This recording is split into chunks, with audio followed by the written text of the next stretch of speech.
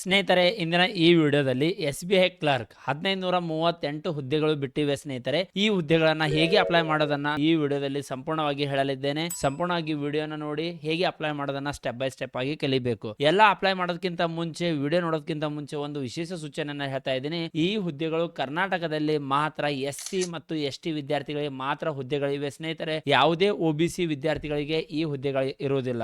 ಯಾವ ರೀತಿ ಅಪ್ಲೈ ಮಾಡ್ಬೇಕು ಸರ್ ಹುದ್ದೆಗಳಂದ್ರೆ, ಇದು ಅಫಿಷಿಯಲ್ ವೆಬ್ಸೈಟ್ ಇರುತ್ತೆ ಸ್ನೇಹಿತರೆ. ಅಫಿಷಿಯಲ್ ವೆಬ್ಸೈಟ್ ಲಿಂಕ್ ಅನ್ನ ಡಿಸ್ಕ್ರಿಪ್ಷನ್ ಅಲ್ಲಿ ಕೊಟ್ಟಿರುತ್ತೇನೆ. ಲಿಂಕ್ ಅನ್ನ ಕ್ಲಿಕ್ ಮಾಡೋ ಮೂಲಕ ನೀವು ಇಲ್ಲಿ ಬರಬಹುದು. ಬಂದ್ರ ಇಲ್ಲಿ ಫಸ್ಟ್ ಕ್ಲಿಕ್ ಮಾಡ್ರಿ. ಕ್ಲಿಕ್ ಮಾಡಿದ್ರೆ ಇಲ್ಲಿ ನಿಮಗೆ ನೋಟಿಫಿಕೇಶನ್ PDF ಇದೆ. ಬೇಕಾದ್ರೆ ನೀವು ಇಲ್ಲಿ ನೋಟಿಫಿಕೇಶನ್ PDF ಇಲ್ಲಿ ಕೊಟ್ಟಿದ್ದಾರೆ, ಡೌನ್ಲೋಡ್ ಅಂತ ಕೊಟ್ಟಿದ್ದಾರೆ. ಇಲ್ಲಿ ಕ್ಲಿಕ್ ಮಾಡಿದ್ರೆ ನಿಮಗೆ ನೋಟಿಫಿಕೇಶನ್ PDF ಇಲ್ಲಿ ಓಪನ್ ಆಗುತ್ತೆ. ಅಪ್ಲಿಕೇಶನ್ ಯಾವಾಗ ಓಪನ್ ಆಗಿದೆಯಪ್ಪ ಅಂದ್ರೆ ಇಲ್ಲಿ ಎಲ್ಲ ತೋರಿಸುತ್ತೆ. ಈಗ SBI ಇನ್ಫಾರ್ಮೇಶನ್ ಇದೆ, ಇದು ಅಫಿಷಿಯಲ್ ನೋಟಿಫಿಕೇಶನ್ ಇದೆ. ಇದರ ಲಿಂಕ್ ಕೂಡ ಡಿಸ್ಕ್ರಿಪ್ಷನ್ ಅಲ್ಲಿ ಕೊಟ್ಟಿರುತ್ತೇನೆ. ಇಲ್ಲಿ ನೋಡಬಹುದು. ಈಗ ಬೆಂಗಳೂರು ಕರ್ನಾಟಕ ಕನ್ನಡ ಭಾಷೆ ಮಾತಾಡಲ ಬರಬೇಕು. 85 ಹುದ್ದೆಗಳು SC ಯಲ್ಲಿ, ST ಯಲ್ಲಿ 35, OBC ಯಲ್ಲಿ ಯಾವುದೇ ಹುದ್ದೆಗಳು ಇರುವುದಿಲ್ಲ. 0 ಹುದ್ದೆಗಳಿವೆ. ಒಟ್ಟು ಹುದ್ದೆಗಳು ಬಂದ್ಬಿಟ್ಟು 120. ಓಕೆನಾ? ಅದಕ್ಕೋಸ್ಕರ ಮೊದಲಿಗೆ ಹೇಳಿದೆ ಸ್ನೇಹಿತರೆ, ಎಲ್ಲ ಇನ್ಫಾರ್ಮೇಶನ್ ನೀವು ನೋಡ್ಕೊಂಡೆ ಅಪ್ಲೈ ಮಾಡಬೇಕು. ಮತ್ತೆ ಯಾಕಪ್ಪ ಅಂದ್ರೆ ಒಂದೊಂದು ಇನ್ಫಾರ್ಮೇಶನ್ ನಿಮಗೆ ಯೂಸ್ಫುಲ್ ಇರ್ತದ. ಮತ್ತೇನ್ ಬರ್ತಪ್ಪ ಅಂದ್ರೆ ಇದ್ರಾಗ ಅಪ್ಲಿಕೇಶನ್ 7-8 ಸ್ಟಾರ್ಟ್ ಆಗ್ಯದ.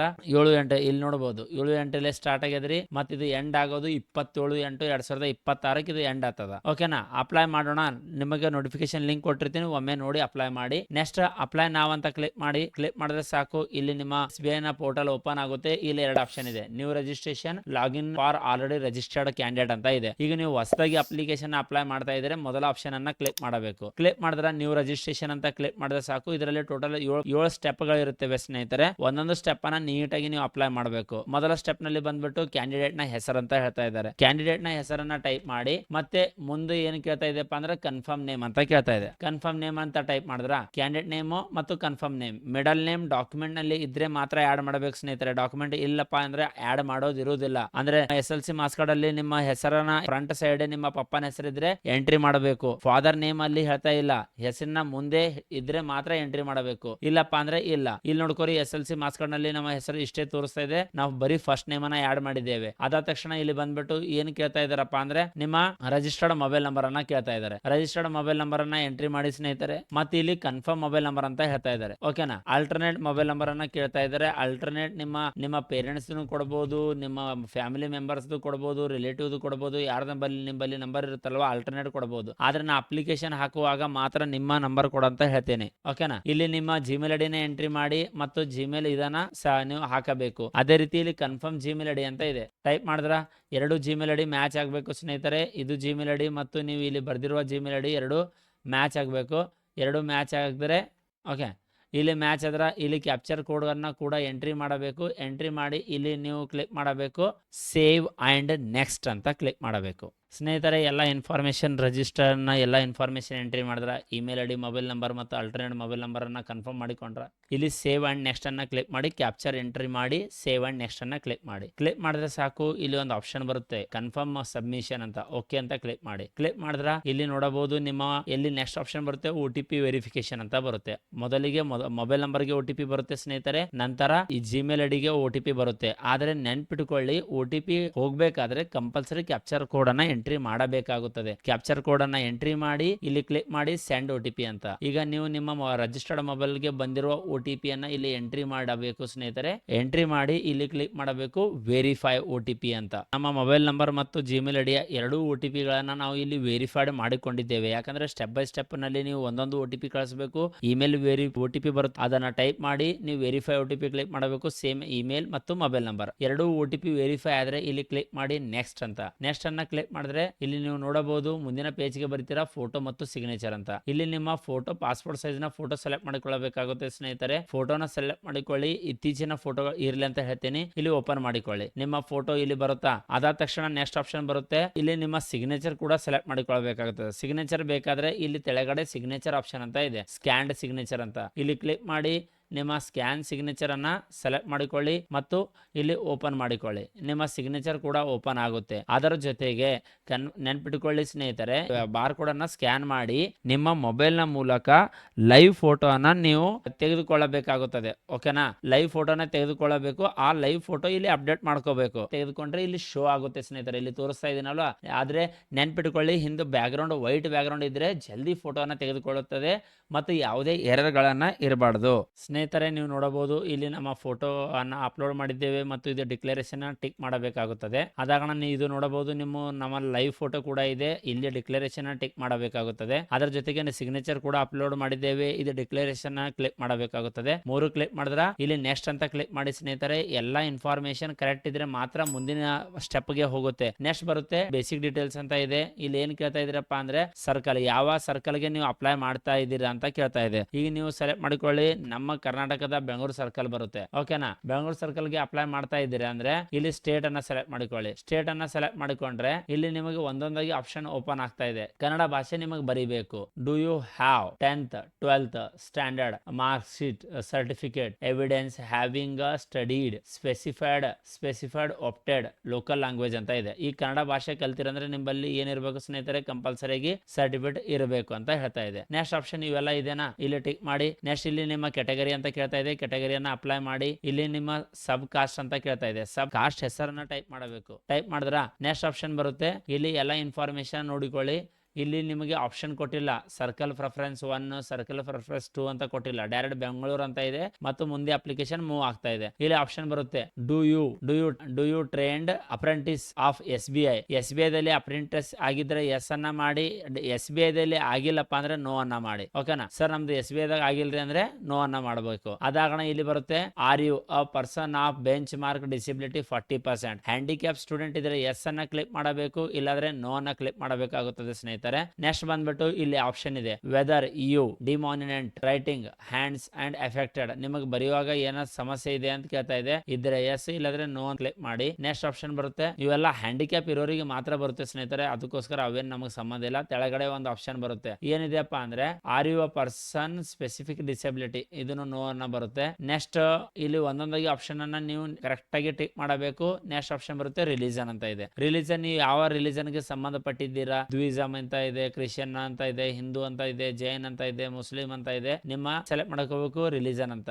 ಅದಾಗ do you belong religious minority community, no.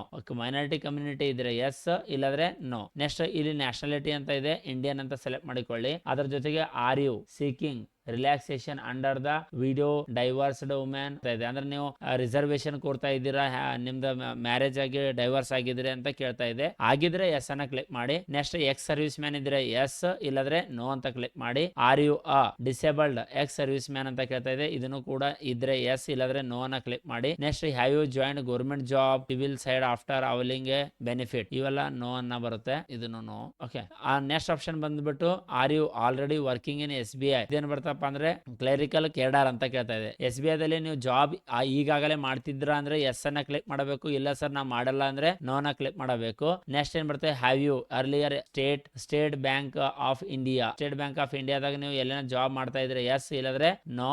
Next ಇಲ್ಲಿನ ಆಪ್ಷನ್ ಬರುತ್ತೆ is there adverse report regarding characters ಅಂದ್ರೆ ಆಂಟಿ ಕ್ರೆಡಿಡೆಂಟ್ ಮಾರಲ್ ಅಂತ ತೋರಿಸ್ತಾ ಇದೆ. ಇದು ಇದ್ರೆ ಎಸ್ ಅನ್ನ ಕ್ಲಿಕ್ ಮಾಡಿ, ಇಲ್ಲಾದ್ರೆ ನೋ ನ ಕ್ಲಿಕ್ ಮಾಡಿ. ನೆಕ್ಸ್ಟ್ ಆಪ್ಷನ್ ಬರುತ್ತೆ, ಇಲ್ಲಿ ಸ್ಟೇಟ್ ಹೆಸರು ಕೇಳ್ತಾ ಇದೆ, ಬಿಲಾಂಗ್ ಎಕ್ಸಾಮಿನೇಷನ್ ಸೆಂಟರ್, ನಿಮ್ಮ ಸ್ಟೇಟ್ ಯಾವುದು ಸೆಲೆಕ್ಟ್ ಮಾಡಿಕೊಳ್ಳಿ. ಅದಾಗಣ ಇಲ್ಲಿ ಸ್ಟೇಟ್ ಕೋಡ್ ಬರುತ್ತೆ, ಇಲ್ಲಿ ಪ್ರೆಫರೆನ್ಸ್ 1 ಸೆಲೆಕ್ಟ್ ಮಾಡಿಕೊಳ್ಳಬೇಕು. ನೀವು ಎಕ್ಸಾಮ್ ಎಲ್ಲಿ ಬರೆಯಕ್ಕೆ ಇಷ್ಟಪಡ್ತೀರಾ, ನೀವು ಸೆಲೆಕ್ಟ್ ಮಾಡಿದ್ರ ಇಲ್ಲಿ 2ನೇ ಪ್ರೆಫರೆನ್ಸ್ ಅನ್ನ ಸೆಲೆಕ್ಟ್ ಮಾಡಿಕೊಳ್ಳಬೇಕು. ಕರ್ನಾಟಕ ಮತ್ತೆ ಸೆಲೆಕ್ಟ್ ಮಾಡಿಕೊಳ್ಳಿ, ನಿಮ್ಮ ಸ್ಟೇಟ್ ತೋರಿಸುತ್ತೆ. 2ನೇ ಎಕ್ಸಾಮ್ ನೀವು ಎಲ್ಲಿ ಬರೀತೀರಾ, ಇಲ್ಲಿ ಪ್ರೆಫರೆನ್ಸ್ 1 ಇರುತ್ತೆ, ಪ್ರೆಫರೆನ್ಸ್ 2 ಇರುತ್ತೆ ಸ್ನೇಹಿತರೆ. ನೆಕ್ಸ್ಟ್ ಕರ್ನಾಟಕ, ಇಲ್ಲಿ ಮೇನ್ಸ್ ಎಕ್ಸಾಮ್, ಅದು ಪ್ರಿಲಿಮ್ಸ್ ಕೂಡ ಸೆಲೆಕ್ಟ್ ಮಾಡಿಕೊಳ್ಳಬೇಕು. ಮೇನ್ಸ್ ಕರ್ನಾಟಕ ಬರ್ದ್ರ ಸೇಮ್ ನೀವು ಎಲ್ಲಿ ಪ್ರಿಲಿಮ್ಸ್ ಬರೀತೀರಾ, ಎಲ್ಲಿ ಮೇನ್ಸ್ ಬರೀತೀರಾ ಅನ್ನೋದನ್ನ ನೀವು ಪ್ರೆಫರೆನ್ಸ್ 1 ಮತ್ತು ಪ್ರೆಫರೆನ್ಸ್ 2ರಲ್ಲಿ ಕೊಡಬೇಕಾಗುತ್ತದೆ. ನೆಕ್ಸ್ಟ್ ಕೊಟ್ರ ಇಲ್ಲಿ ಆಪ್ಷನ್ ಬರುತ್ತೆ I attend bringing follow ID of appearing the examination confirm name ID is this the exactly match, ಅಂದ್ರೆ ನಂಬಲ್ಲಿ ಎಲ್ಲ ಎಕ್ಸಾಕ್ಟ್ಲಿ ಮ್ಯಾಚ್. ಓಕೆ,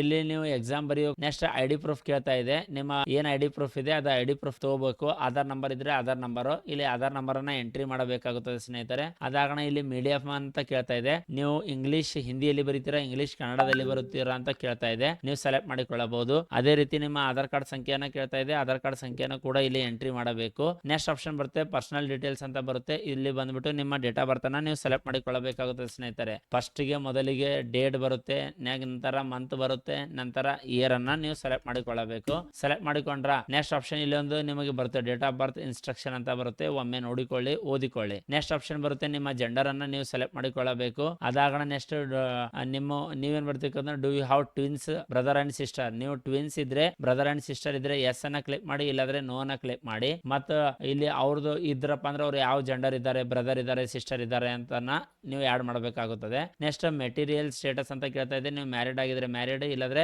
ಅನ್ಮ್ಯಾರಿಡ್ ಅಂತ ನೀವು ಸೆಲೆಕ್ಟ್ ಮಾಡಿಕೊಳ್ಳಬಹುದು. ಮ್ಯಾರಿಡ್ ಇದ್ರೆ ಮ್ಯಾರಿಡ್, ಇಲ್ಲಾದ್ರೆ ಅನ್ಮ್ಯಾರಿಡ್, ಡೈವರ್ಸ್ಡ್ ಅಂತ ಎಲ್ಲ ಆಪ್ಷನ್ಸ್ ಇದೆ. ನೆಕ್ಸ್ಟ್ ನಿಮ್ಮ ಇಲ್ಲಿ ಆಧಾರ್ ಸಂಖ್ಯೆ ಕೇಳ್ತಾ ಇದೆ. ಆಧಾರ್ ಸಂಖ್ಯೆಯನ್ನ ಎಂಟ್ರಿ ಮಾಡಿ ನೆಕ್ಸ್ಟ್ ಆಪ್ಷನ್ ಬರುತ್ತೆ ಟು ಆಧಾರ್ ವೆರಿಫಿಕೇಶನ್. ಇಲ್ಲಿ ಕ್ಲಿಕ್ ಮಾಡಿದ್ರೆ ಆಧಾರ್ ವೆರಿಫಿಕೇಶನ್ ಎಸ್ ಅಂತ ಕ್ಲಿಕ್ ಮಾಡಬೇಕು. ನಿಮ್ಮ ಆಧಾರ್ ಕಾರ್ಡ್ ಎಂಟ್ರಿ ಮಾಡಿ. ನೆಕ್ಸ್ಟ್ ಇಲ್ಲಿ ನಿಮ್ಮ ತಂದೆ ಹೆಸರನ್ನು ಕೇಳ್ತಾ ಇದೆ. ತಂದೆ ಹೆಸರನ್ನ ಟೈಪ್ ಮಾಡಿ ಸ್ನೇಹಿತರೆ. ನೆಕ್ಸ್ಟ್ ಇಲ್ಲಿ ತಂದೆ ಮಿಡಲ್ ನೇಮ್ ಕೇಳ್ತಾ ಇದೆ, ಫಾದರ್ಸ್ ಲಾಸ್ಟ್ ನೇಮ್ ಅಂತ ಕೇಳ್ತಾ ಇದೆ. ಡಾಕ್ಯುಮೆಂಟ್ ನಲ್ಲಿ ಇದ್ರೆ ಮಾತ್ರ ಎಂಟ್ರಿ ಮಾಡಿ. ಅದಾಗಣ ನಿಮ್ಮ ತಾಯಿ ಹೆಸರನ್ನ ಇಲ್ಲಿ ಕರೆಕ್ಟ್ ಆಗಿ ಎಂಟ್ರಿ ಮಾಡಿ. ಅದಾಗಣ ಸೇಮ್ ಮಿಡಲ್ ನೇಮ್ ಮತ್ತು ಲಾಸ್ಟ್ ನೇಮ್ ಅಂತ ಕೇಳ್ತಾ ಇದೆ. ಮ್ಯಾರೇಜ್ ಆಗಿದ್ರೆ ಗಂಡನ ಅಥವಾ ಹೆಂಡತಿ ಹೆಸರು ಕೂಡ ಇಲ್ಲಿ ಹಾಕ್ಬೇಕಾಗುತ್ತದೆ ಸ್ನೇಹಿತರೆ. ಆದ್ರ ಅದೇ ರೀತಿ ಸರ್ನೇಮ್ ಮತ್ತು ಹೆಸರನ್ನ ಕೂಡ ಎಂಟ್ರಿ ಮಾಡಬೇಕಾಗುತ್ತದೆ. ಅಡ್ರೆಸ್ ಅನ್ನ ಇಲ್ಲಿ ಕೇಳ್ತಾ ಇದೆ. ಓಕೆ, ಇಲ್ಲಿ ಡಿಸ್ಟ್ರಿಕ್ಟ್ ಸೆಲೆಕ್ಟ್ ಮಾಡಿಕೊಂಡ್ರ ಪಿನ್ ಕೋಡ್ ಅನ್ನ ಎಂಟ್ರಿ ಮಾಡಿ. ಮತ್ತು ನಿಮ್ದು ಪರ್ಮನೆಂಟ್ ಅಡ್ರೆಸ್ ಕರೆಸ್ಪಾಂಡೆನ್ಸ್ ಅಡ್ರೆಸ್ ಎರಡು ಸೇಮ್ ಇದ್ರೆ ಇಲ್ಲಿ ಕ್ಲಿಕ್ ಮಾಡಿ, ಎಸ್ ಅನ್ನ ಕ್ಲಿಕ್ ಮಾಡಿ. ನೆಕ್ಸ್ಟ್ ಆಪ್ಷನ್ ಬರುತ್ತೆ ಇಲ್ಲಿ GST ಯಾವ ಸ್ಟೇಟ್ ಗೆ ಕಟ್ತೀರಾ ಅಂತ ಇಲ್ಲಿ ಒಂದು ಆಪ್ಷನ್ ಬರುತ್ತೆ. ಇಲ್ಲಿ SC/ST ವಿದ್ಯಾರ್ಥಿಗಳಿಗೆ ನೆನಪಿರಲಿ ಸ್ನೇಹಿತರೆ, ಯಾವುದೇ ಫೀಸ್ ಇಲ್ಲ. ಇಲ್ಲಿ ಕೇಳ್ತಾ ಇದೆ ಅಪ್ಲಿಕೇಶನ್ ಫೀಸ್ ಇಸ್ ನಿಲ್ ಅಂತ ಇದೆ. ₹0 ಫೀಸ್ ಇರುತ್ತೆ. SC/ST ಹ್ಯಾಂಡಿಕ್ಯಾಪ್, ಫಿಸಿಕಲಿ ಹ್ಯಾಂಡಿಕ್ಯಾಪ್ ವಿದ್ಯಾರ್ಥಿಗಳಿಗೆ. ಸ್ನೇಹಿತರೆ ನೀವು ನೋಡಬಹುದು ಎಲ್ಲ ಇನ್ಫಾರ್ಮೇಶನ್ ಎಂಟ್ರಿ ಮಾಡಿದ ಕ್ಷಣ ವ್ಯಾಲಿಡ್ ಯುವರ್ ಡೀಟೇಲ್ಸ್ ಅಂತ ಕ್ಲಿಕ್ ಮಾಡಿದ್ರೆ ಸಾಕು. ಇಲ್ಲಿ ನಿಮ್ಮ ಎಲ್ಲಾ ಇನ್ಫಾರ್ಮೇಶನ್ ಡೀಟೇಲ್ಸ್ ಕರೆಕ್ಟ್ ಇದ್ರೆ ವೆರಿಫೈಡ್ ಸಕ್ಸಸ್ಫುಲಿ ಅಂತ ಬರುತ್ತೆ. ಸೇವ್ ಅಂಡ್ ನೆಕ್ಸ್ಟ್ ಅಂತ ಕ್ಲಿಕ್ ಮಾಡಿ. ಸೇವ್ ಅಂಡ್ ನೆಕ್ಸ್ಟ್ ಅಂತ ಕ್ಲಿಕ್ ಮಾಡಿದ್ರೆ ಇಲ್ಲಿ ನಿಮಗೆ ನೆಕ್ಸ್ಟ್ ಆಪ್ಷನ್ ಬರುತ್ತೆ ಗ್ರಾಜುಯೇಷನ್, ಪೋಸ್ಟ್ ಗ್ರಾಜುಯೇಷನ್, ಪ್ರೊಫೆಷನಲ್ ಎಲ್ಲ ಇನ್ಫಾರ್ಮೇಶನ್ ಕೇಳ್ತಾ ಇದೆ. ಈಗ ನೀವು ಮೊದಲಿಗೆ ಗ್ರಾಜುಯೇಷನ್ ಕೇಳ್ತಾ ಇದೆ.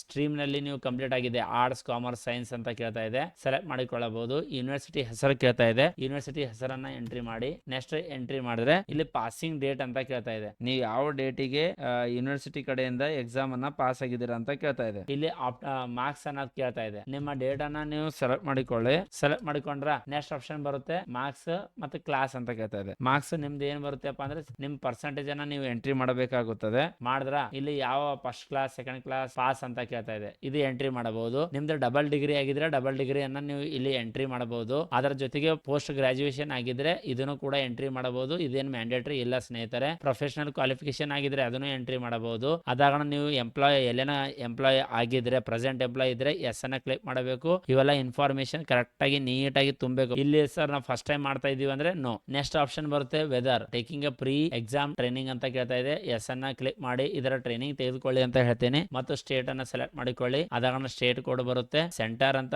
ಕೇಳ್ತಾ ಇದೆ. ಇಲ್ಲಿ ಟ್ರೈನಿಂಗ್ ಎಕ್ಸಾಮಿನೇಷನ್ ಸೆಂಟರ್ ಕೇಳ್ತಾ ಇದೆ. ಸೆಂಟರ್ ಅನ್ನ ನೀವು ಹಾಕಬಹುದು. ನೆಕ್ಸ್ಟ್ ಆಪ್ಷನ್ ಬರುತ್ತೆ ಇಲ್ಲಿ ಬರ್ತಾ ಇದೆ ನಿಮಗೆ ಕನ್ನಡ ಭಾಷೆ ಬರುತ್ತಾ, ರೀಡ, ರೈಟ್, ಸ್ಪೀಕ್ ಆನ್ ಮಾಡಬೇಕು. ನೆಕ್ಸ್ಟ್ ಅದೇ ರೀತಿ ಎರಡನೇ ಭಾಷೆ ಯಾವ್ದು ಬರುತ್ತೆ ನಿಮಗೆ ಮಾತಾಡ್ಲಕ್ಕ, ಇಂಗ್ಲಿಷ್ ಬರುತ್ತೆ ಅಂದ್ರೆ ಇಂಗ್ಲಿಷ್ ಅನ್ನ ನೀವು ಸೆಲೆಕ್ಟ್ ಮಾಡಿಕೊಳ್ಳಿ. ಇಂಗ್ಲಿಷ್ ಬಂತ ಇಲ್ಲಿ ಭಾಷೆನ ಆಡ್ ಮಾಡಬಹುದು.